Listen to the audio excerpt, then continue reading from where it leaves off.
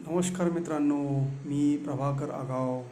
आज मी तुम्हाला गावरान आंब्यावर केशर आंबा कलम कसा केला जातो मी ते तुम्हाला प्रत्यक्ष दाखवणार आहे. बघा तुम्ही आता एक सोपी पद्धत आहे, खूप सोपी पद्धत आहे, ज्यादा अवघड नाही आहे.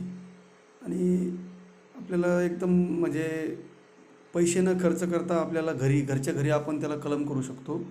ज्यादा अवघड काहीच नाही त्याच्यामध्ये. एकदम सोपी पद्धत आहे ही आंबा कलम करण्याची. त्याच्यावर कोणता पण आंबा कलम करू शकतो आपण गावरान झाडावर. म्हणजे पहिल्यांदा गावरान कोय लावायची, त्याच्यानंतर आपण त्याला कोणत्या पण प्रकारचा आंबा कलम करू शकतो.